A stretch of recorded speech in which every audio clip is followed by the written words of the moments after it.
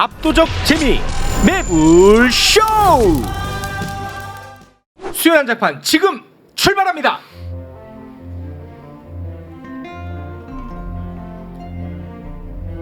수요 난장판. 네, 가장 안정적인 드림팀과 함께하는 수요 난장판 한 분 한 분 소개를 해드리겠습니다.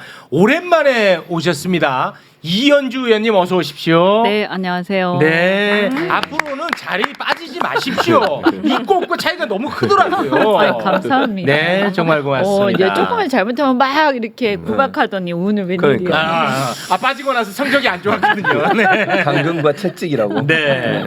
그리고 저는 이제 방송 전에 출연자분들이 방송 준비를 열심히 하는 모습을 보면 참 든든한데 이분이 준비하면 불안합니다. 준비하지 마세요. 최진보 교수님 어서 오십시오. 네. 뭐 그렇게 많이 써왔어 불안하게. 많이 써왔어요. 오늘 하지 마. 논평을 많이 할 거야. 분량 챙길 거야. 내 분량을. 네. 자, 그리고 변희재 대표님 어서 오시고요. 네, 안녕하십니까. 네. 오윤의 신엄마부대 대표님 어서 오십시오. 네, 반갑습니다. 오윤혜입니다. 네. 아니 출연료를 올리자마자 조회수가 폭망하는 이 사태 정말 괴롭기 짝이 없습니다. 지난번에 너무너무 안 좋았습니다. 성적이. 100만 넘었잖아요. 이거 참 100만에서 시작합니다. 그래서 지난 조회수는 그냥 5만인 거예요. 이거 너무해. 조회수 5만이래. 105만인데. 100만으로 어떻게 세상을 바꿉니까? 더 분발해 주시기 바라겠습니다. 알겠습니다. 네. 방송 전에 우리 변희재 대표님이 나라 잃은 표정으로 하루하루가 너무 힘들다 그래서 예. 역시 나라 생각하는 건 변희재 대표밖에 없다 싶었는데 왜냐고 물어봤더니 연애 때문에 너무 힘들다고. 너무 힘들다. 연애가 아니, 있는데. 연애라기보다 이제 결혼식장도 이제 구했고. 예? 네. 벌써. 진짜? 네. 와. 와 진짜 하시네. 네, 이제 결혼을 해야 되려다 보니까 이제 네. 여러 가지 정리도 해야 되고. 무슨 점이요? 뭘 정리하시죠? 이제 정신도 무장해야 되고. 결혼하는데. 생각해 보니까 제가 거의 한 대학 때부터 전 독립을 해가지고 30년을 혼자 살았잖아요. 쉽지 않을 텐데. 그러니까 이걸 이제 정신적으로 이제 이거를 받아들일 이제 이 마인드 트레이닝도 해야 되고. 오, 훌륭하십니다. 진지하게 잘 살고 있습니다. 와. 이런 노력하는 모습 멋있어요. 멋있네요, 진짜. 그냥 있는 그대로 결혼 제도에 들어갈 줄 알고 걱정했는데 그러니까. 정신문작을 한번 하고 들어가시군요. 전 제 방에 사람 누구 하나 있으면 못 견디거든요. 그래서 이걸 이제 견디는 훈련도 해야 되고. 이게. 그거는 깜빵에서 하지 않았어요? 깜빵에 저 혼자 톡방 썼잖아요. 혼자 썼어요? 네, 톡방 썼잖아요. 거기서도. 특별대우도 받았네. 그러네. 아니 거기는요 그 언론에 많이 나온 사람들은 그 기준으로 독방을 줘요. 격리 차원에서. 네, 그래서 재벌이든 뭐든 관계없이 보도가 많이 나온 순서대로 이렇게 줘요. 왜냐하면 보도가 많은 사람은 호불호가 많이 갈리잖아요. 네. 그럼 합방에 집어는 싸움 난다는 갈등이 것 때문에. 있어. 네. 그래서 저하고 그 당시 드루킹이 압도적으로 보도가 나왔어요. 둘 다 경범죄인데 다 독방으로 들어갔어요. 그렇게 하는구나. 드루킹도 사실은 그 업무방해죄거든요. 전 명예훼손죄고 경범죄인데 독방을 쓴 독특한 사례가. 그래요? 갈등 때문에. 알겠습니다. 근데 이거 결혼이 정권의 운명하고 연동이 돼 있어가지고 네. 그 예식장 날짜를 어떻게 잘 잡았는지 모르겠네요. 그대로 저는 5월로 잡고 있고요. 5월로 잡고 있습니까? 네, 제 예상대로 지금 뭐 착착착 윤석열 정권은 지금 붕괴되고 있다. 그렇습니까? 네, 좀 결혼도 한 달 앞당길 수도 있을 것 같고. 당기면 당겼지 미루진 않는다. 미룰 필요 없을 것 같아요. 네, 알겠습니다. 자, 오늘 다룰 것들이 많은데요. 저는 개인적으로 이 건에 대해서 변희재 대표가 어떻게 얘기할지 상당히 좀 궁금합니다. 네. 2020년에 문재인 정부 때죠. 의대 정원 확대한다고 방침을 세웠다가 난리 났잖아. 난리가 나서 결국 철회했거든. 네. 그게 1년에 400명 증원이었거든요. 네. 그런데 윤석열 정부가 조만간 2025학년부터 의대 정원을 1000명 정도 확대하는 정책을 발표할 것으로 보입니다. 숫자는 좀 바뀔 가능성이 있습니다. 네. 왜 변희재 대표의 의견이 궁금하냐? 지난 문재인 정부 때 이 건에 대해서 가장 반발했던 사람이 최대지 맞아. 회장이거든요. 맨 앞에서 막 머리 박고 막 난리 났잖아요. 근데 특수관계인이잖아. 맞아. 일단은 의견을 묻기에 앞서서 특수관계. 윤석열 대통령은 의사들의 도움을 받아서 집권을 했단 말이에요. 근데 의사들이 제일 싫어하는 이런 정책에 왜 손을 대는 겁니까? 일단은 윤석열의 스타일이 자기를 열렬히 지지했던 그 층을 더 우습게 보고 짓밟는 경향이 좀 분명히 있어요. 진짜로? 그래서 제가 여러 번 얘기했지만은 보수 중에서 태극기 세력은 자리를 절대 안 줍니다. 그 태극기 들고 박근혜 무죄 주장하다가 윤석열 만세 부는 변절자들 정말 자리를 안 줘요, 이 사람들에 대해서는. 근데 어찌 의사들이 사실은 보면은 태극기하고 노선을 같이 했어요.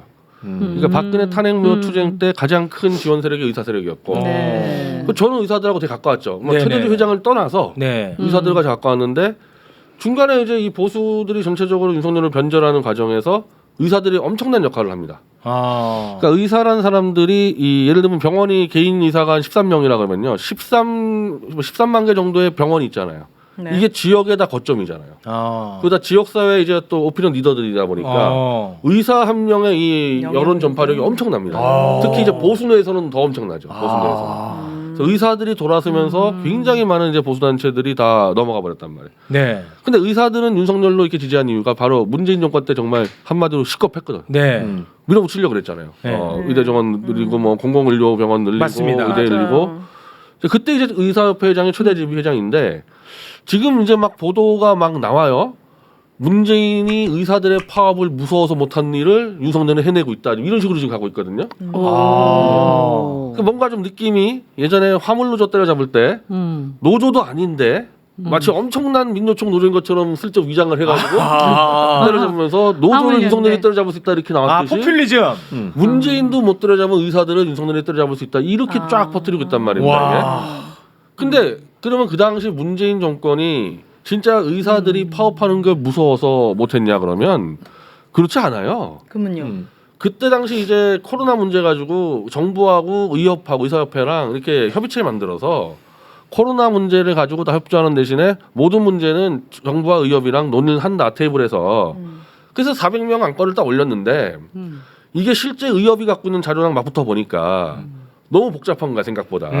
정원 400명 늘린다고 했을 때 해결되는 문제가 아니고 더 이게 의료 수가 문제라든지 보통 복잡한 문제가 아니니까 네, 그렇죠, 그렇죠. 무서워서 못한 게 아니라 복잡해가지고 장기 과제로 던져놨단 말입니다. 그런 상태에서 의사는 이제 야 이거 이재명 정권 들었으면 큰일 나겠다 이거 또 하겠다 그래가지고 집단적으로 윤석열로 확 들어와서 대통령 만들어냈고 실제로 의사들은 원래 보수형이 좀 강합니다. 네, 그런 것 같아요. 그래서 안심하고 있었는데 난데없이 문재인 때 만들어 놓은 정부와 의사협회 그 협의체도 무시하고 그냥 언론에 확 뿌려버리고 지금 목요일 날 오전에 윤석열이가 직접 나와서 발표해버리겠다. 네. 그리고 심지어 3,000명 얘기가 나와요.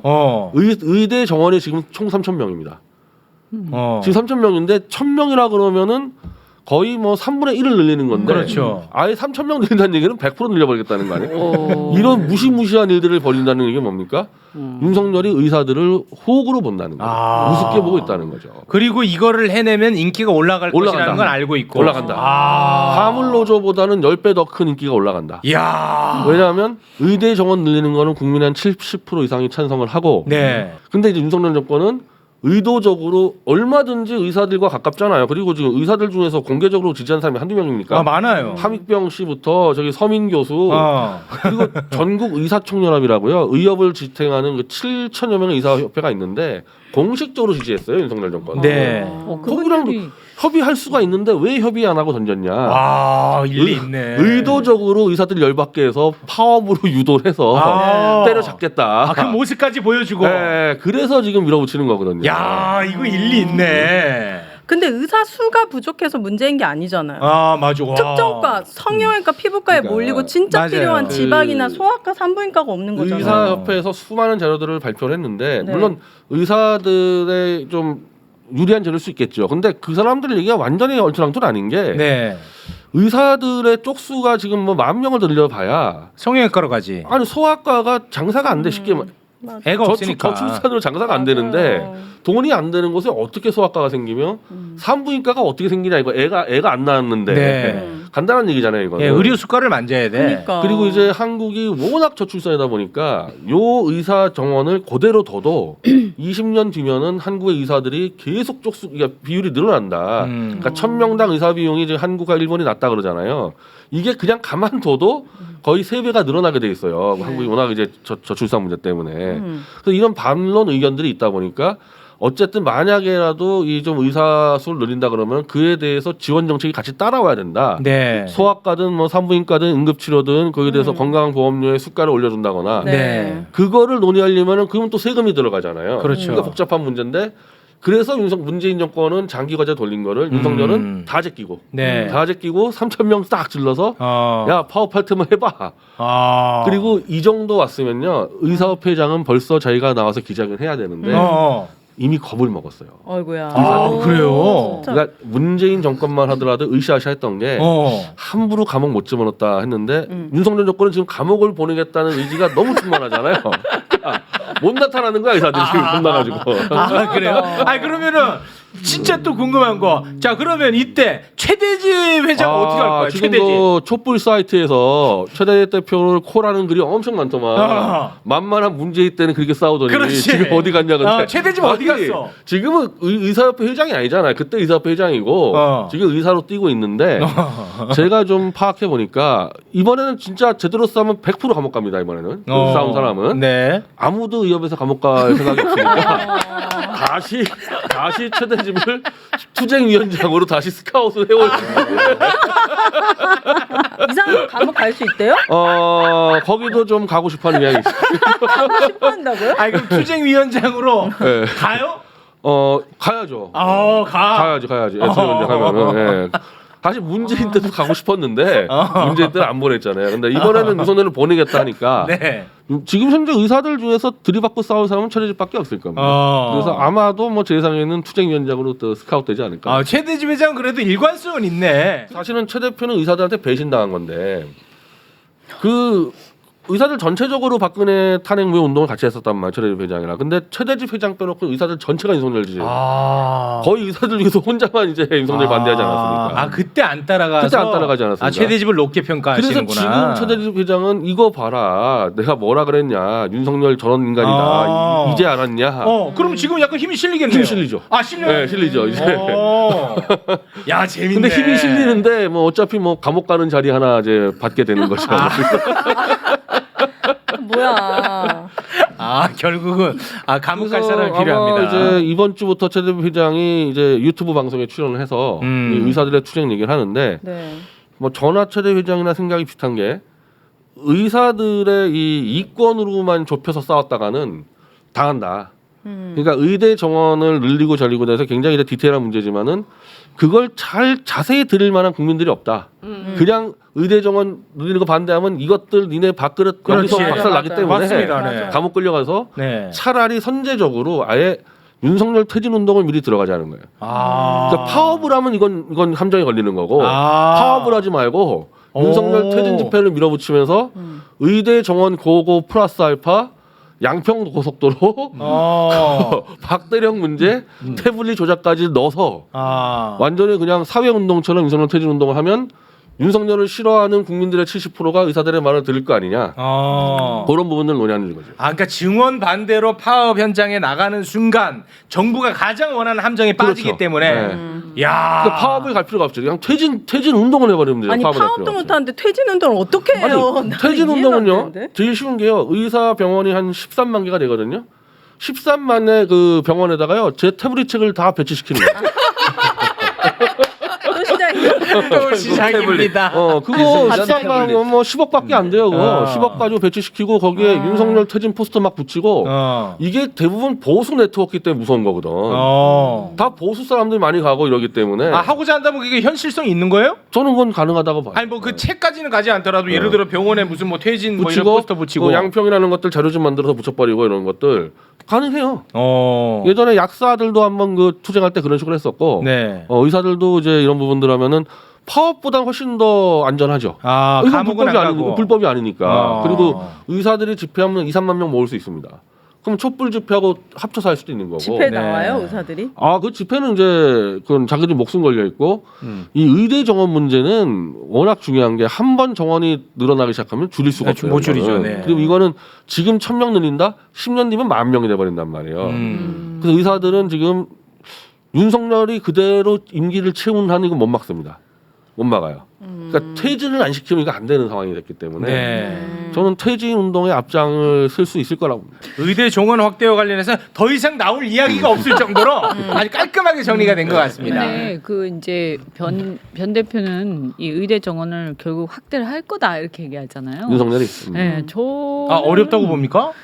저는요 이때까지 윤 대통령 이렇게 하신 걸 쭉 보면요 때려잡기 열심히 하다가 그 다음에 어떻게 되는지 몰라요. 예를 들어서요 69시간 어떻게 되는지 아세요? 그거 그 뒤로는 몰라요 저는.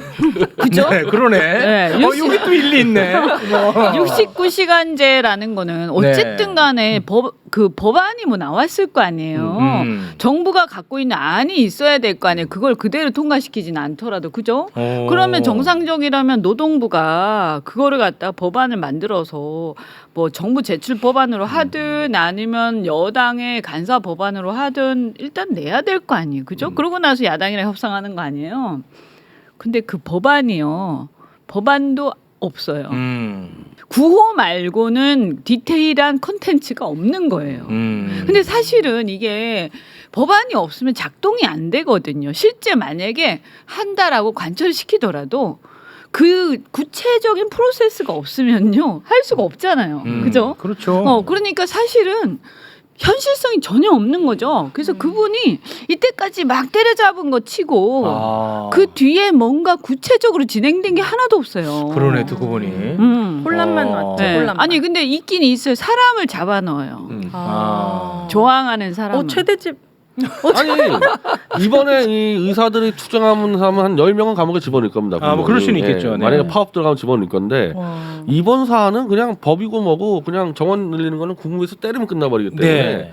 이 그냥 아무런 보완 조치 없이 정원만 늘리면은 정말 이 의료 시장에 정말 부작용이 큰데 그거 계산 안 하죠. 정책적으로 가장 안 하죠. 쉽군요 이게. 예, 그냥 정원 늘리고 그냥 나몰라 하는 거죠. 이게 그냥. 작동할 수가 없는 게요. 만약 막상 하려고 하면요. 전문가들이 이것만 한다고 되는 게 아닙니다 할 거 아니에요. 그죠? 그러면 수가 문제 건드려야 되고요. 네. 근데 수가도 굉장히 복잡하거든요. 네, 굉장히 복잡하죠. 건강보험 문제 건드려야 돼요. 그래서 머리를 싸매고 다 앉아가지고 다 맞춰야 돼요. 이거 재정이 더 들어갈 수도 있겠죠. 일을 다 네. 맞춰야 재정 돼요. TBJ 문제. 재정 네, 문제뿐만이 아니고 수가도 네. 올려주는 데가 있으면 낮춰야 되는 데가 있을 거야. 이걸 다 조율해야 돼요. 그 의대를 새로 만들 것인지 아니면 지금 있는 의대에서 사람을 늘릴 것인지 복잡하죠. 네, 그래서 이런 절차를 진행을 못 하시는 것 같아요.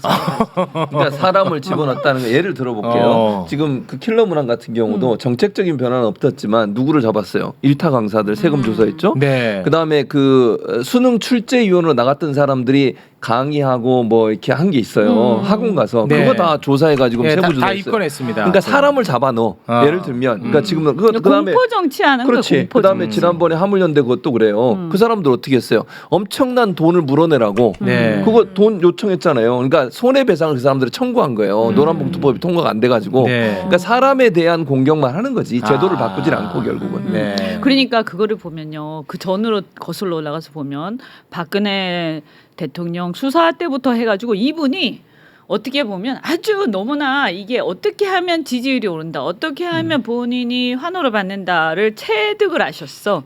그래가지고 마녀 사냥을 해야 돼. 적을 하나를 딱 가상의 적을 상정해놓고 어떤 이슈를 딱 전선을 그어서 이슈를 빵 터뜨리는데 상대를 기득권으로 보이게끔 하고 학원 강사. 자신이 그것을 때려잡는 정의의 사도처럼 보이게 하는 거예요. 네. 그래서 막 때려잡으면 국민들이 막 환호하잖아요. 그래서 자신의 지지율을 올린 다음에 실제로 제도를 개혁해야겠다라는 의지는 별로 없어요. 그러니까 뭐냐 하면 보세요. 그 박근혜 대통령 때 특활비 문제 삼았잖아요. 네. 그래서 막 때려잡았죠. 네. 그죠? 근데 지금 그 검찰 특활비 만약에 진짜 그 자체 제도에 대한 문제 의식이 심각하다면 네.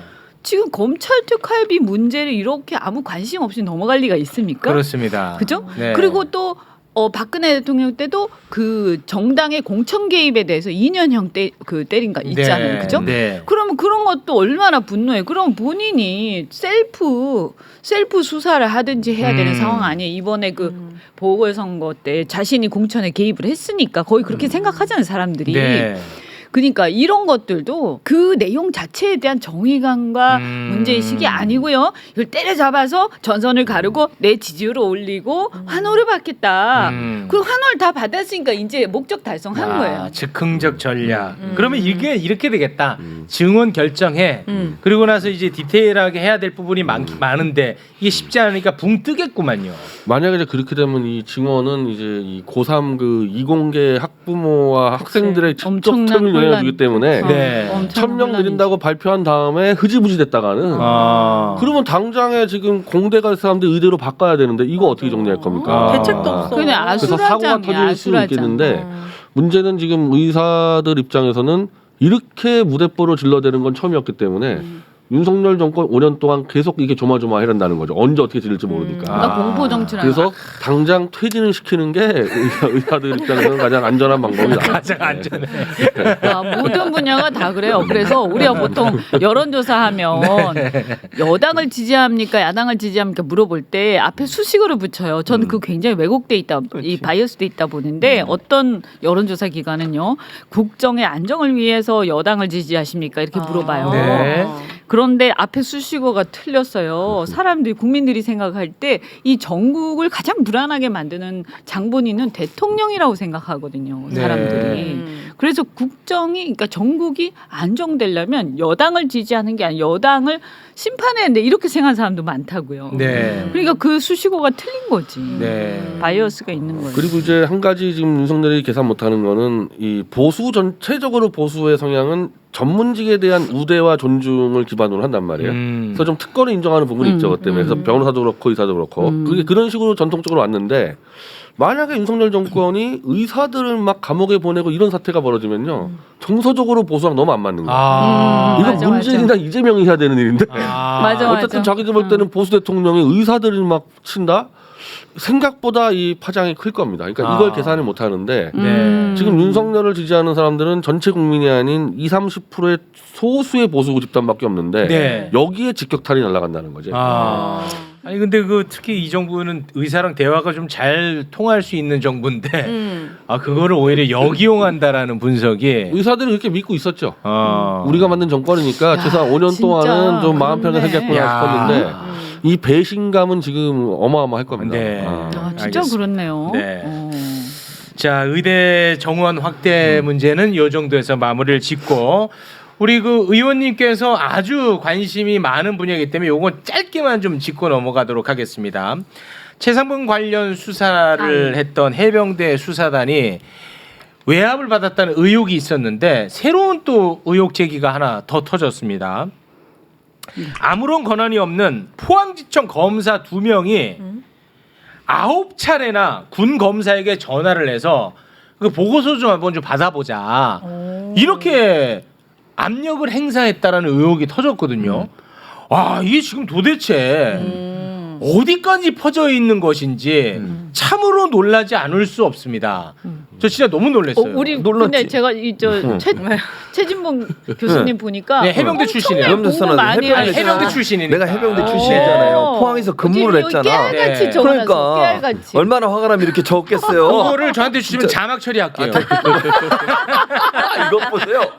아니 이게 말이 돼. 이건 이제 똑같은 얘기예요. 포항지청에 있는 일반 검사가 왜 군에 전화를 해가지고 수사 자료 좀 보자고 얘기를 하냐고요. 한 명이면 정말 이상한 검사 한 명이 있다고 치겠는데 둘이야. 아니 그리고 그럼 9차례나 연락 왔을 때 물어볼 수 있잖아요. 왜 자꾸 이렇게 했어. 그렇게 했대. 뭐라고 했어요? 답변이 뭐예요? 아니 근데 그걸 좀 보겠다는 거야. 아, 믿고- 그래서 아니 너네 그걸 권한 없지 않느냐. 군 검찰단에 그렇게 얘기를 했다는 거야. 네. 근데 잠깐 좀 보자고 했다는 거야. 그래도. 그러니까 뭐야? 의심이 드는 거는 뭐냐면 이게 검찰 개통에서 이런 지시가 내려오지 않았다면 과연 검사들이 전화를 하겠냐는 거죠.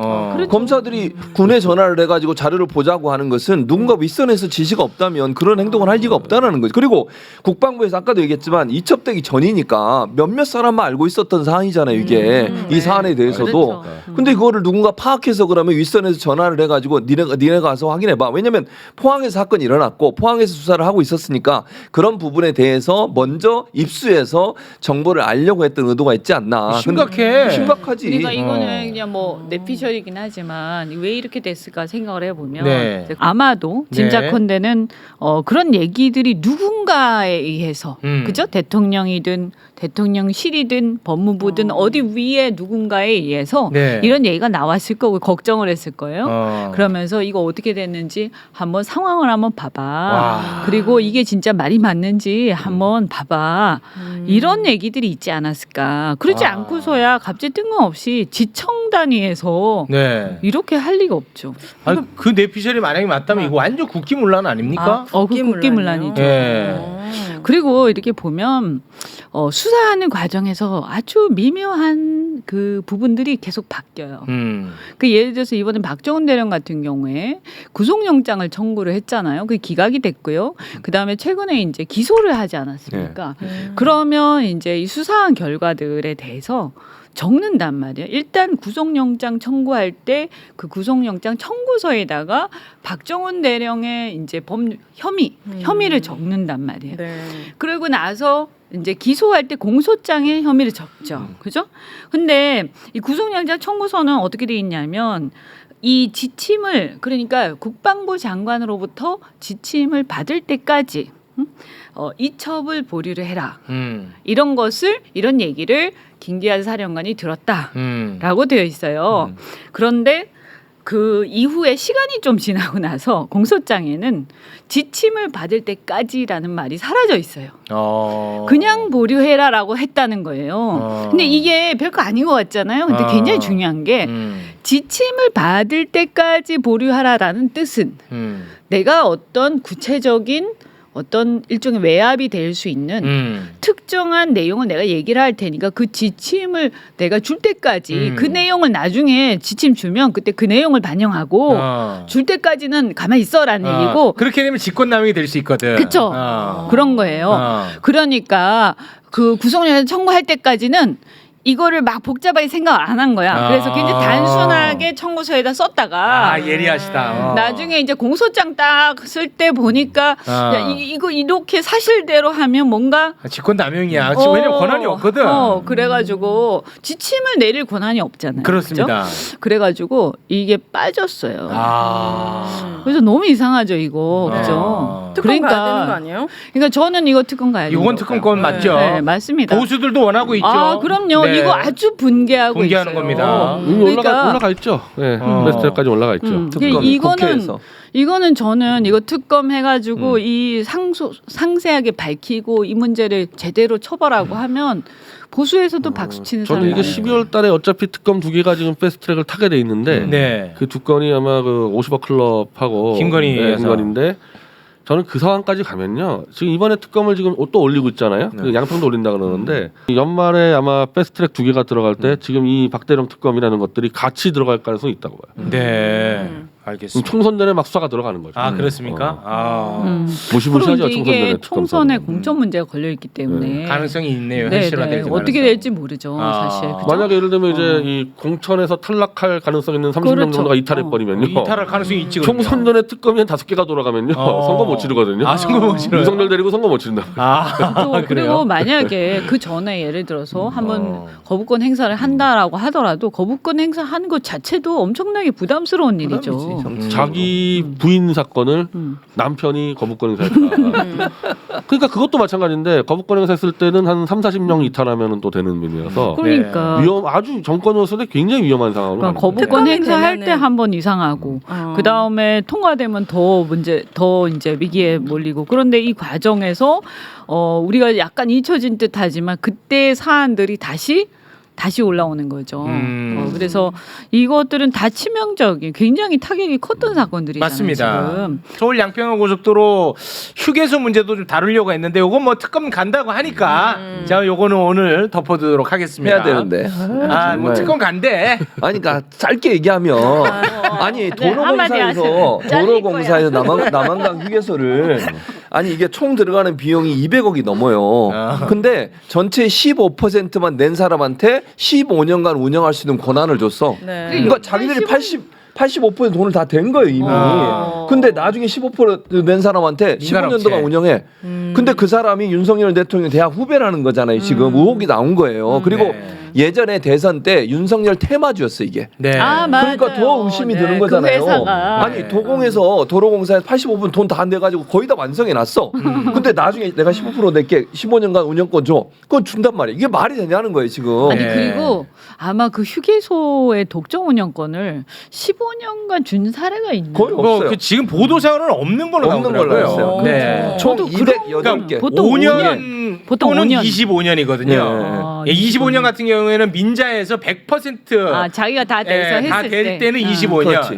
네. 가만히 듣고 보니까 그 저기 대장동에서 그 논리 구성한 거하고 거의 흡사한데. 네, 뭐 그런 평가들이 그러니까. 많습니다. 그죠? 예. 아니 그러니까 성남 도시공사 거기에서 돈을 더 벌 수 있었는데 덜 벌었다. 왜냐면 왜 민간에다가 더 넘겨줬다? 이익을 주면서 그러니까 이런 케이스 같으면 85% 도로공사가 냈기 때문에 도로공사가 훨씬 더 유리한 조건으로 그렇죠. 가지고 네. 그 사람한테 예를 들면 5년만 하게 한다든지 그렇지. 이렇게 하고 그죠? 네. 아니면 돈을 더 내게 한다든지 그렇지. 맞아요. 그래야 되는데 이렇게 조금만 내게 하고는 그죠? 이상하죠. 네. 아니 이렇게 네. 임기 제가 볼 중에 때 대놓고 확실하게 해먹었던 정권이 누구는 있습니까? 뭐 해먹었다고 확정은 지을 수 없습니다만 이상합니다. 양평 종점도 마찬가지. 양평만 너무 특혜가 많아요. 예외가 많고. 뭐 좀 예외가 많아요. 종점이 실제로. 어떻게 10일 만에 바뀌어? 2년 동안 예. 연구했던 거를. 요거 특검 가는 거 맞죠, 의원님? 특검. 확인해 봐야 될것 같아요. 그러니까 가야 된다는 거는 맞죠. 아, 그렇죠. 예, 당연히. 그 특검은 당위성만 말씀해 주시면 네, 됩니다. 아, 그럼요. 네. 아니, 그리고 대통령하고 친문공 이런 걸 떠나서 네. 아니 이게 말이 안 되잖아요. 그렇지. 공공이 너무 손해 보는 거 아니에요. 그리고 그렇죠. 업무상 배임죄 아닙니까 네. 자, 그러면 정치권 지금 난리거든요. 네. 요거 여러분의 분석력이 너무너무 기대되는 시간입니다. 강서구청장 보궐선거에서 국민의힘이 완전히 참패했습니다.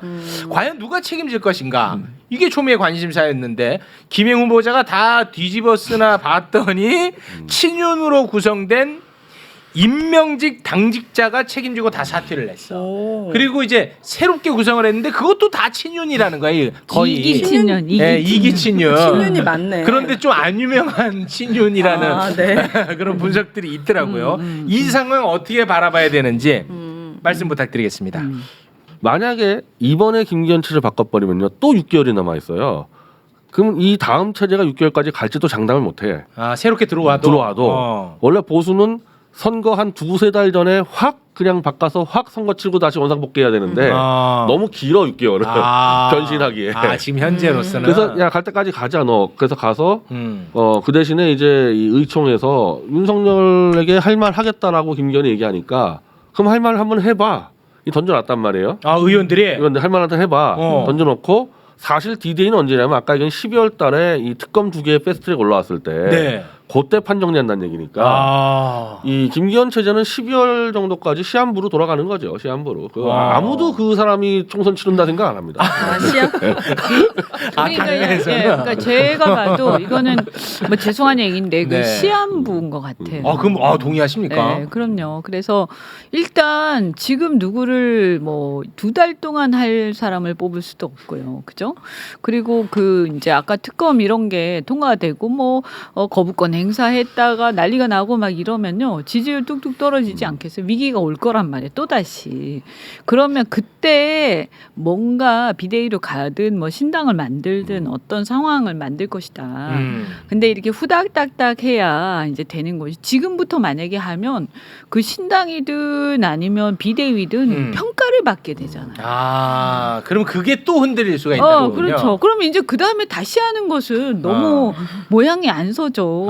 네. 그러면은 비대위든 뭐 신당이든 뭐 아니면은 지금 김기현 2기가 지속이든 이런 건 누가 결정하는 거예요? 저는 이번 같은 경우는 지금 이제 윤석열 정권에서는 어떻게 해도 김기현 체제를 좀 유지를 간다. 다만 지금 김기현과 윤석열도 그게 좋은 관계는 아니에요.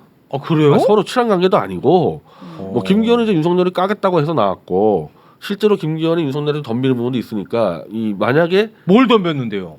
그 김행 날리고 이런 부분들 막 지들 친거 아닙니까 당에서 선제적으로. 그래서 김기현이 살아남았거든 사실은.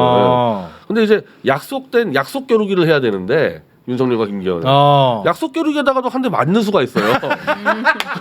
김기현 대표가 아 약속 아니 때리다가 윤석열도 김기현도 한 대 잘못 약속 겨루 때렸다가는 진짜 싸움 나는 수도 있는 거죠. 부분들이. 그래서 그쪽은 뒤를 쳤는데 네. 문제는 이쪽에 이 당원들하고 요 지역위원장들 입장에서는 그건 아무 관계 없다. 어차피 이 체제는 선거 못 치른다.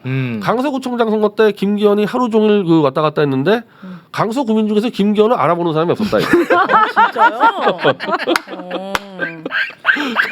이미 거기서 판가름 났어요. 아, 그래요? 그래서 12월에 그때 보자. 12월에 이제 갈아칠 기회 있으니까 그때 갈아친다. 그래서 이 정당은 국민들이 검증할 시간이 있으면 안 되잖아요.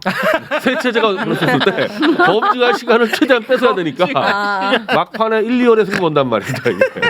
검증할 시간 주면 안 된대. 12월에 무슨 일이 있는데요? 패스트트랙에 특검이 2개가 올라가요. 그때 만약에 윤석열이 이제 패스트트랙에서 너무 와닿는 말이에요. 아 의원님 아무리 그래도 국민의힘을 이렇게까지 얘기했으면 혼내야죠.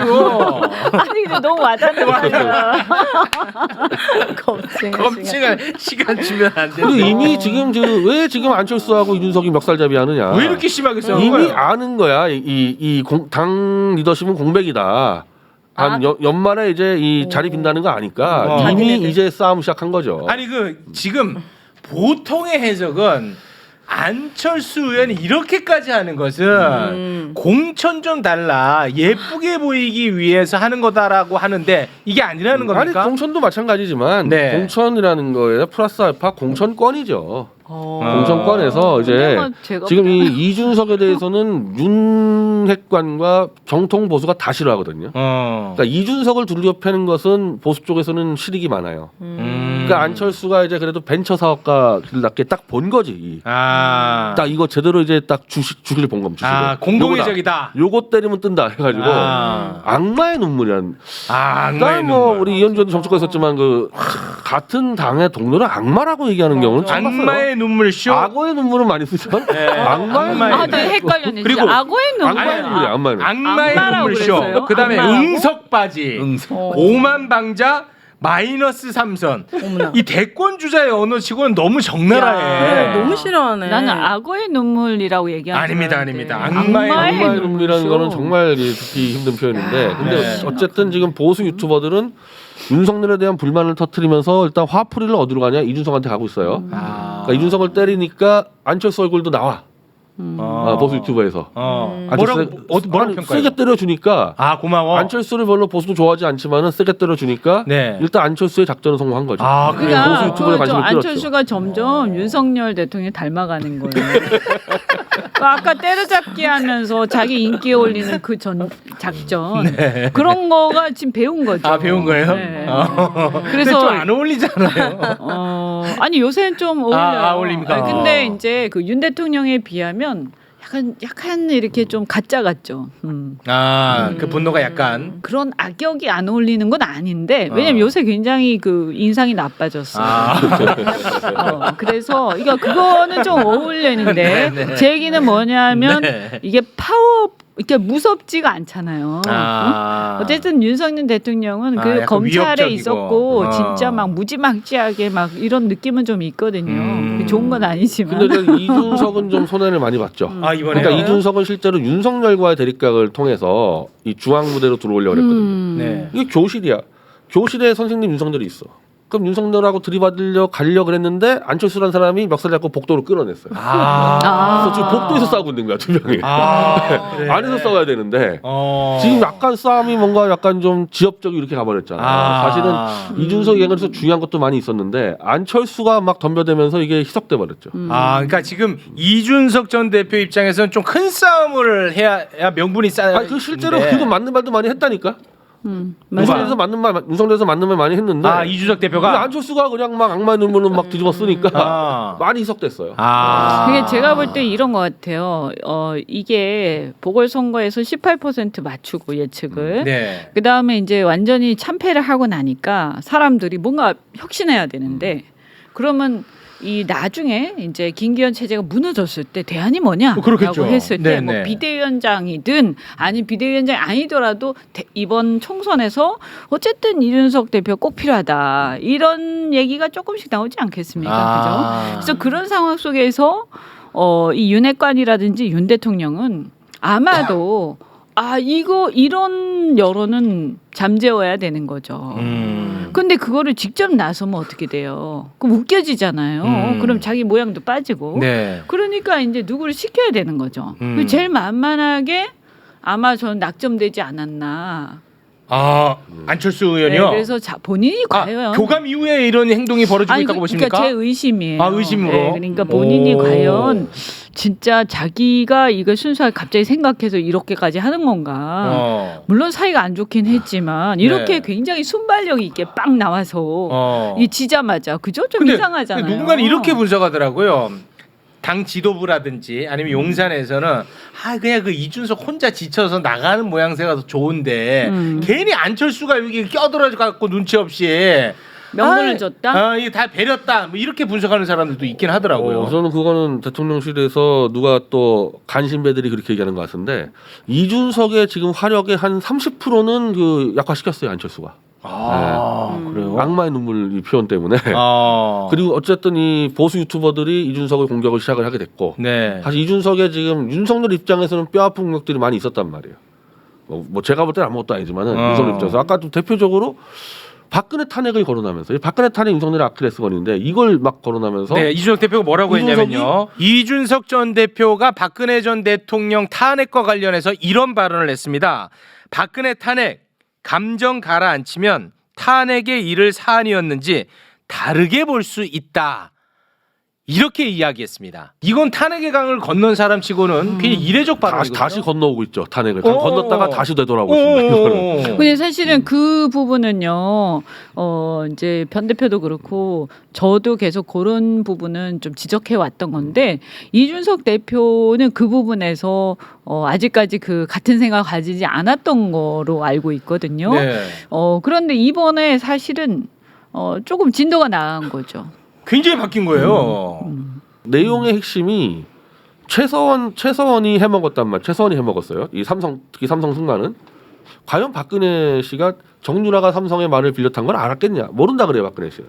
모르지만 왜 박근혜가 받은 뇌물이 됐냐? 둘이 경제 공동체이기 때문에 최서원의 딸인 정유라가 탄 말도 박근혜가 받은 뇌물이다. 이걸 윤석열이가 그렸단 말이에요. 그래서 이준석이 그거를 거론하면서 그거는 사실상 굉장히 좀 엄격한 법잣대를 갖다 낸 거다. 사회적 책임을 강화시킨 거다. 남이 받은 걸 몰랐어 박근혜는. 근데 너하고 가까우니까 네가 먹은 거야. 이거 엄청난 이제 어떻게 보면 불법 수사인데 그 기준 갖다 대면은 최상병 사건에 대해서 지금 수사방에는 윤석열이 직접 개입한 정황이 너무 많은데 왜 윤석열은 수사 안 받냐? 두 가지 다 윤석열의 그냥 목을 치는 거거든요. 이걸 걸어서 밀고 가는데 안철수가 계속 악마의 눈물을 막 물러가라. 이렇게 묻혀. 화력이 30% 약화되는 거예요 이게. 아니 그러니까 이게 그런 얘기를 막 했는데 그게 안철수하고의 어떤 구원에 의한 말싸움 이런 차원으로 이제 또 언뜻 보면 그렇게 이제 착각을 할 수가 그렇게 있죠. 볼 수도 있죠. 이제 그걸 또 노리는 걸 거고요. 제가 볼 때는 그래서 이런 거를 그냥 이렇게 하다 보니까 이렇게 된 건지 안철수 대표가 혼자 생각한 건지 저는 좀 아닌 것 같다 이런 생각이 드는 거죠. 그래서 이준석이 이왕 그렇게 싸움 붙었으면요 안철수 되는 거 좀 나이스하게 할 필요가 있는데 뭐 아픈 사람 어쩌고저쩌고 해야 되니까 아픈 사람은 대하지 않겠다. 뭐 악마의 놈 아픈 사람 잃어버리는데 네. 안철수도 박근혜를 또 팔았단 말이에요. 이준석을 칠 때. 네. 박근혜가 얼마나 괴롭겠냐 너를 보면은. 너 키워줬더니. 근데 탄핵을 제일 먼저 지는 건 안철수입니다. 역사에 맞아요. 기록될 때 탄핵을 하자고 제일 먼저 지는 건 안철수예요. 네. 그 안철수가 이준석한테 너 탄핵 앞잡이였지, 너 박근혜가 너 얼마나 싫어하는 줄 알아? 굉장히 웃긴 얘기인데 또 반대로 야권에서 박근혜 석방을 또 제일 먼저 주는 건 또 안철수예요. 그랬나요? 그래서 안철수는 이제 박근혜 팔 자신 있다는데 난 그러면 이준석이 안철수한테도 그 문제 제기를 해야 되는 거죠. 대통령 윤석열이 최서원하고 박근혜를 엮어서 수사했다면은 박대령 사건 윤석열 수사해야 되는 거 아니냐? 안철수 답해봐라. 이렇게 식으로 좀 가면은 논의가 깊어지는데 서로 뭐 악마니 아픈 애니 이렇게 가니까 복도에서 멱살잡이가 되는 거예요. 이게 사람들이 듣다가 이제 내용이 그렇게 가기 시작하면 꺼버리는 거예요. 네. 근데 저는 어쨌든 이 박근혜 탄핵 문제, 탄핵 자체가 잘못됐다 여기까지 가는 것은 좀 많이 간 걸 수도 있는데 네. 그 이전에 이 박근혜 대통령에 대한 수사 있잖아요. 네. 네. 이거에 대해서 다시 재검토하는 상황이 오지 않으면요. 지금 일어나고 있는 모든 일들을 제대로 설명할 수가 없어요. 이게 왜 그러냐면 보세요. 공천 개입 문제, 그다음에 특활비 문제, 외압 문제, 권력의 사유화 문제 다 이거요. 지금 일어나고 있는 일들이잖아요. 근데 이것들이 언제 수사를 누구에 의해서 했었냐면 이거 다 박근혜 대통령에 대해서 윤석열 대통령이 엄청나게 세게 수사한 거예요. 그래서 굉장히 잔인하게 처벌했거든요. 그런데 이 부분에 대해서 사실은 우리가 이제 그때는 막 흥분해가지고 그냥 넘어갔는데 네. 지나고 나서 하나하나 살펴보면 뭐 전혀 잘못이 없는 건 아니에요. 그렇지만 이게 뭔가 굉장히 심하게 처벌했구나 하는 게 있어요 분명히. 네. 그러니까 지금도 야당이 보면 억울하다고 생각하는 부분이 가끔 있을 거예요. 그러면 그런 부분들이 보면 그대로 미러링이거든요. 근데 이걸 앞에 걸 얘기하지 않고 지금만 얘기를 하면요. 이게 잘 연결이 안 돼. 그러니까 어떻게 보면 근데 주체가 같아요. 이것을 추진하고 계속 밀어붙이는 주체가 같다면 윤석열 대통령 내지는 그 검찰 그 집단이죠. 이재명 네. 대표 그 성남 FC 제3자 뇌물죄는 박근혜 K 미르재단하고 똑같아요. 완전히. 구조가? 완전히 똑같아요. 예. 아. 이재명이든 박근혜든 스스로 돈을 마음대로 쓸 수 없는 곳에 들어간 돈이 네가 먹은 뇌물이라고 뒤집어 씌웠거든요. 이게 똑같은 구조입니다. 이게. 네. 수사한 주체도 똑같고. 그 이준석 대표가 그 눈물의 기자회견한 이유는 뭐라고요? 저는 당권을 잡을 거라고 자기 확신을 갖고 있다고 봐요. 공백이 생긴다는 거 확신이 탈당을 있으니까. 하려고 그런 게 아니라 공백이 생기면은 어쨌든 어떤 상황이 벌어지냐 윤석열하고 들이받은 사람들끼리의 당권 경쟁이지 윤핵관은 다 끝나는 거거든요. 누가 더 많이 싸웠냐 했을 때 이준석 입장에서는 내가 제일 많이 싸웠다고 생각을 하겠죠. 다만 제 입장에서는 웃기는 얘기지. 왜요? 이건 처음부터 윤석열은 아니라고 주장한 사람들이 있는데 이현주 의원이나 저나 최대집이나 너는 윤석열 밑에서 밭들을 모시면서 개고기를 양고기로 속여 판 놈이 뭘 떠드냐 이렇게 되는 거고. 그러니까 이제 나중에는 더 많이 싸웠다기보다 누가 더 오래 전부터 욕을 해왔냐 윤석열이 돼. 그 싸움으로 그 싸움으로 가는 거지. 원조 싸움이네요. 네, 저보다 조금 더 먼저 하셨네. 저는 7년 전부터. 저보다 좀 더 먼저 하셨어요. 이거 하다가 보니까 본인이 꼭 이기고 싶었나요? 그 싸움에서 자기 방송에서 이렇게 얘기하더라고. 뭐라고? 윤석열 대통령이는 태어날 때부터 나쁜 사람으로 태어났다고. 근데 거기까지 가는 사람이 이제 위너가 되는 겁니다. 뭐야. 아니 저는 사실은 검찰총장 할 때까지만 해도 좀 그렇게까지는 생각 안 했는데 이분이 대통령 되겠다 뭐 대선 나오겠다 하면서 그런데 어느 날 갑자기 우리 당에 들어오겠다 그런데 들어오겠다라고 하면서 만나는 사람들이 전부 보면 별로 안 좋은 사람이에요. 제 눈에서 봤을 때는 이 사람이 그러면 그 전에 했던 행동하고 안 맞는 거예요. 그래서 자세히 제가 계속 관찰을 했는데 그러고 나서 이게 도저히 행동과 말이 안 맞는 거예요. 근데 지금 와서 보니까 맞는 게 하나도 없어. 이 비판 원조 싸움은 계속 된다는 얘기입니다. 족발집 원조하고 대통령이 되고 나서 봤더니 별로더라. 이건 경쟁력이 없다는 거야. 되기 전부터 문제가 있더라. 검찰 때부터 문제가 있더라. 대학생 문제가 있더라. 태어날 때부터. 저는 정치를 잘 모르는 사람으로서 오빠 편집하지 마시고 강서구청장 결과를 보고 저는 오히려 여당 의원들이 안도했을 거란 생각했거든요. 왜죠? 생각보다 39% 40%가 나왔기 때문에 맞습니다. 이렇게 엉망진창으로 했는데도 이 정도 표는 안도했다. 그래서 정말 그들이 얘기하는 것처럼 환골탈퇴할 생각 없고 그냥 수박 겉핥기식으로 약간 변하는 모습만 주는 것 같은 거예요. 그거에 대해서 이준석도 화가 나가지고 약간 눈물의 기자회견을 한 것 같아서 저는 어쨌든 여당 야당이 잘 돼야지 우리나라가 잘 되는 거니까. 맞아. 물론 그 이준석 대표의 기자회견에 조금 뭐 후쿠시마 오염수나 12구 참사나 김건희 특검이나 이런 얘기도 왔으면 더 좋았겠지만은 그래도 희망이 있었다고 생각했거든요. 제정신이 박힌 사람이 여당에도 그러니까 있다. 주로 제가 보니까 이 대표는 그때 기자회견 할 때 그 보수 쪽에서도 공감하는 문제의식 이런 것들을 주로 얘기하는 맞아. 거예요. 최상병 관련해서. 그러니까 홍범도. 보수에서도 홍범도. 분노하는 것들. 그러니까 그 외에 약간 중도층이 문제의식 갖는 것들은 특별히 언급하지 맞아요. 않았어요. 언급 안 했더라고요. 그러니까 아까 그 12구 참사라든가 그다음에 그 후쿠시마. 후쿠시마 오염수 이런 거는 사실은 민주당이 세게 싸우고 있긴 하지만 사실은 뭐 중도층의 문제 의식도 있거든요. 근데 그런 부분은 또 잘 안 하더라고요. 네, 그건 좀 아쉽더라고요. 아 그런 거 보면은 이번 기자회견이 헤어질 결심보다는 빈 저는 틈을 이 노린다는 당의, 게 맞을 수도 당의 있겠네. 이준석의 자기 계산으로는 자기가 제일 많이 쌓았고 제일 많이 탄압받았다는 압도적인 1위라 생각할 겁니다. 그래서 참전을 한 거고. 그게 통합니까? 저는 안 된다고 봐요. 아 결국은 안 된다고 아니, 보니까. 윤석열 대통령 봤는데 그 원죄가 너무 커서 윤석열을 지금 조기 터진단 시키는 건다는 얘기는 진짜 악마를 끌어낸다는 얘기인데 악마를 좋은 양곡이라고 소개판 1등 공신 이준석이어서 어림도 없다고 봐요.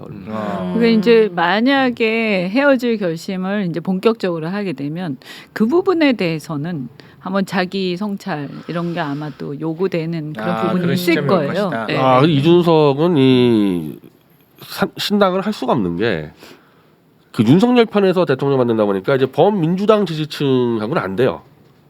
이재명이 대선 나왔을 때 상대 적이었기 때문에 도저히 여기랑 안 되는 부분. 네. 정통적 보수하고는 또 원래부터 안 돼요. 그럼 누가 찍겠습니까 이 사람을? 이 중간에 정말 협소한 이른바 중간층 정도밖에 없는 거거든요. 그거 가지고 신당이 안 돼. 그러니까 보수당을 다시 먹을 생각을 하겠죠.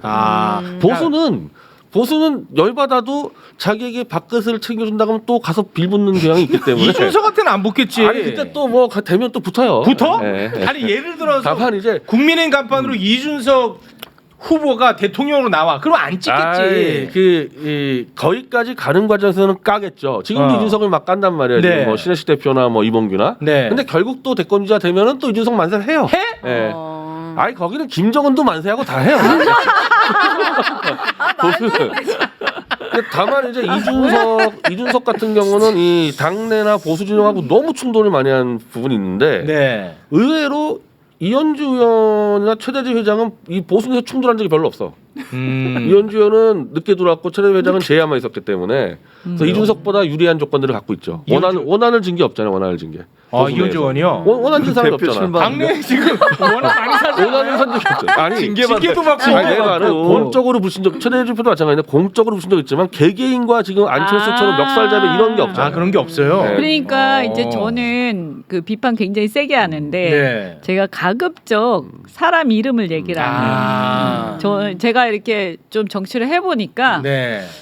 왜냐하면 내가 틀렸을 때도 있더라고 지나고 나서 보면. 그리고 이렇게 사람 이름을 거론하면 그러면 사실 나도 완벽하지 않은데 그렇잖아요. 그래서 그런데 이제 그 사람이 셀 때, 그 사람이 권력이 있을 때는 하죠. 윤석열, 한동훈 뭐 이렇게. 네, 윤석열, 한동훈 뭐 어쩌다 김기현까지. 근데 그 밑에는 잘 안 합니다. 그러니까 윤석열과 많이 싸운 사람들 중에서 유승민, 이준석은 안에 원한들이 많이 쌓여 있고 영역 자체가 지금 좀 다른 부분에서 최대집이나 이현주 의원은 그렇게 원한진 사람이 별로 없다. 이게 굉장히 나중에 경쟁력이 될 겁니다. 결국은. 관련해서 하나만 좀 여쭤보면은 그러면 그 윤석열 대통령 지금 머릿속에는 총선을 어떻게 치르고 싶어 하는 겁니까?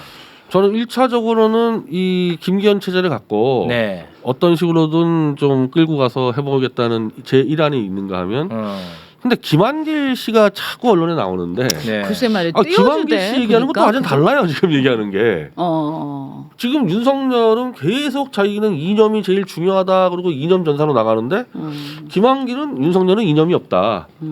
그러면서 얘기하는 거 보면은 저쪽에 민주당의 이른바 범수박과 뭐 중도와 최근에 또 운동권 전향했던 사람 이렇게 묶어가지고 신당 창당도 갈 수 있다는 게 자꾸 김한길의 얘기거든요. 네. 그럼 이게 말이 되냐 그랬을 때 대통령 지지율이 저 엉망인데 어떻게 신당이 가능하냐? 그거는 객관적인 평가지.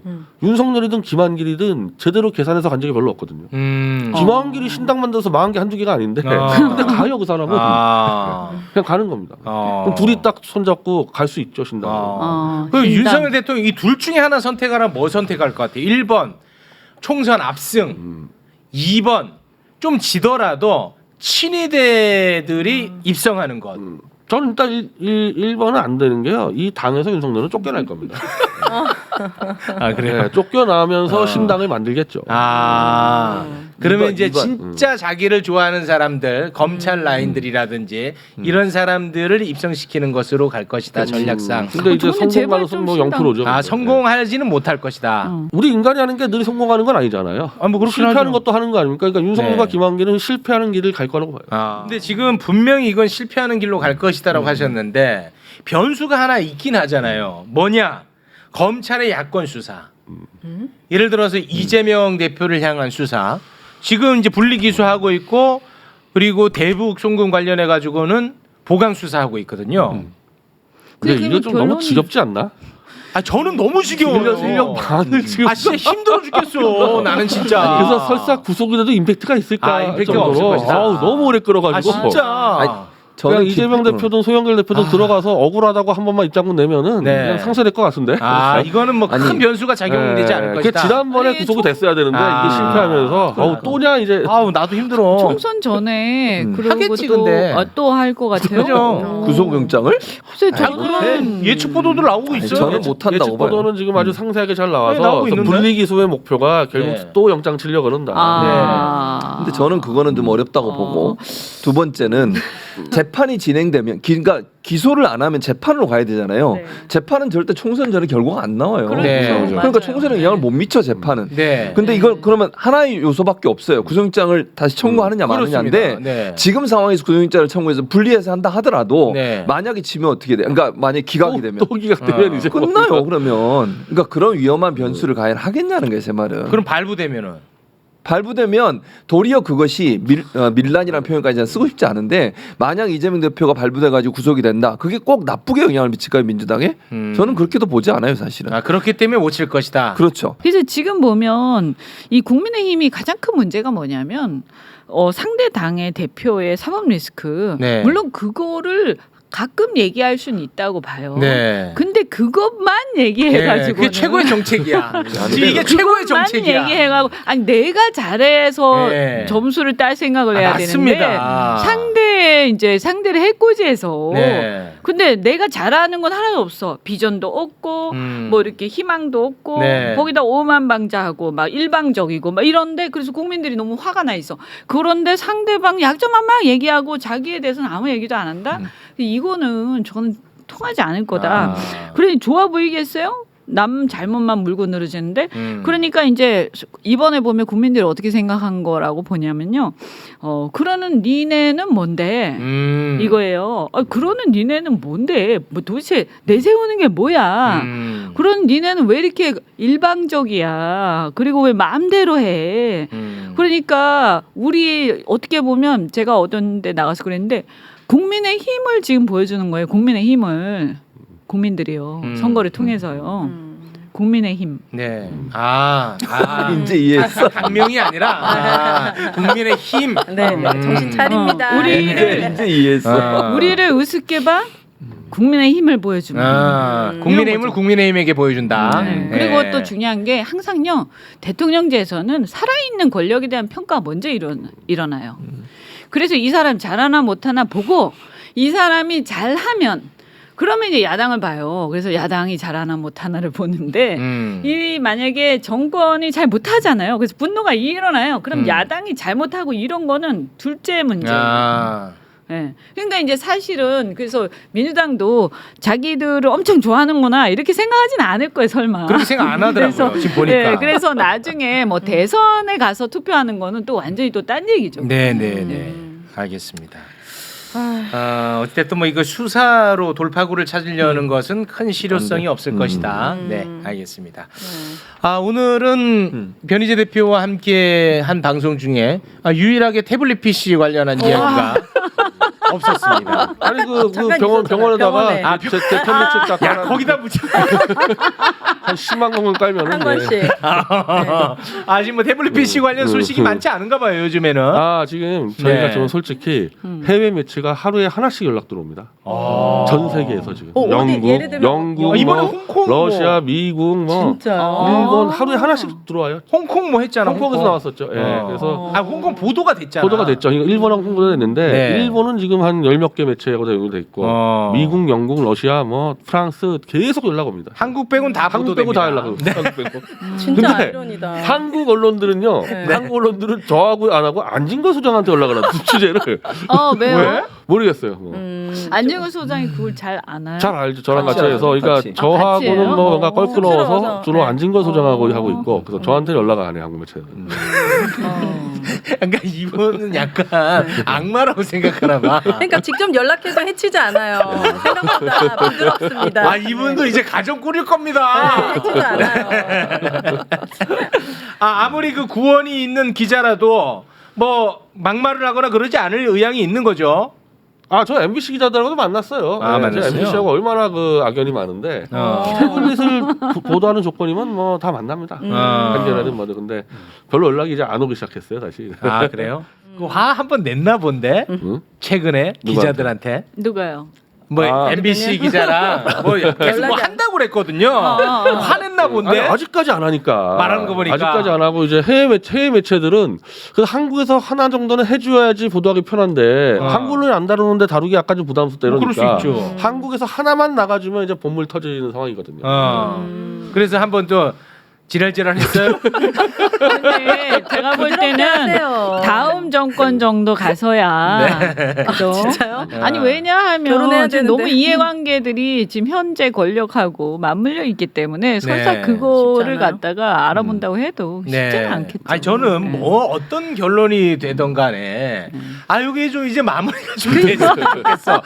변희재는 정말 허풍쟁이라든지 오 변희재 말이 옳았어. 맞았어 라든지 뭐 좀 나왔으면 좋겠어. 근데 저 결국에는 저는 이제 보수가 다시 태극기 보수가 다시 윤석열 퇴진 운동하면서 이거를 태블릿을 들게 되게끔 이게 네. 이 필연적이에요. 어쩔 수 없는 부분도 있습니다. 네. 근데 보수는 진실이 중요한 게 아니에요? 이득이 중요한 태극기는 잘 모르겠는데 제가 보니까 이번에 보궐선거 지고 나서요 참패했잖아요. 근데 지금 영남 쪽에 몇 군데 갔었거든요. 그런데 이제 보수 쪽 지지층의 반응이 정말 달라졌어요. 달라졌어요? 그러니까 그 전에는 제가 막 비판을 하면 좀 너무한 거 아니야 이런 반응들이 꽤 있었는데 이제는 야 그렇게 얘기해야 돼. 문제가 심각해. 이제 이렇게 호응하는 쪽으로 바뀌었어요. 아니 왜냐하면 보니까 아닌 것 같거든요. 그러니까 네. 사람들이 이렇게 많이 차이 날 줄 모르는 거예요. 그러니까 지지철회까지는 아니더라도 야 이거 큰일 나겠다. 네. 문제 지적하면서 빨리 바꾸자. 뭐 이렇게 바뀌었다는 그리고 거죠. 이제 또 더 심한 경우에는 이제 또 심한 사람들 가지고 특히 이제 PK는 조금 더 강도가 심한데 야 이래 가지고 다음 총선 치를 수 있을까? 그러면 이 정권이 제대로 갈 수 있을까? 그러면 또 와르르 무너진다라고 만약에 그런 상황이 벌어진다라고 하면 네. 보수는 어떻게 해야 되냐? 이걸 인위적으로 막는다고 되는 게 아니라는 거 알잖아요, 사람들이. 그러니까 이번에 굉장히 충격도 받고 그래서 어떤 면에서는 약간 또 발을 빼는 사람들도 있을 수 있죠. 알겠습니다. 네. 왜 또 뭐 골프 치러 가야 돼요? 아니 그냥 그 장성철 씨가 지금 속보가 떴는데 네. 이준석 대표가 안철수에게 아픈 사람이라고 얘기한 이유는 안철수 씨가 심장 이상으로 2번 쓰러졌기 때문이라고 얘기했다가 안철수 씨가 바로 고소 들어가겠다고. 진짜. 장성철 씨가 한테 고소를 하겠대요? 네, 이거 완전히 정말 이 막장 싸움으로 가네. 안철수 이준석 싸움에 거기 끼세요. 내가 왜? 이준석 인사 안 한다고. 그 인사 안 하지. 네. 그래서 몸값 좀 키워. 몸값 키우라고. 네, 이러세요? 참전해. 됐어요. 네. 안 합니다. 안 합니까? 네. 함께 해주신 네 분 대단히 고맙습니다. 감사합니다.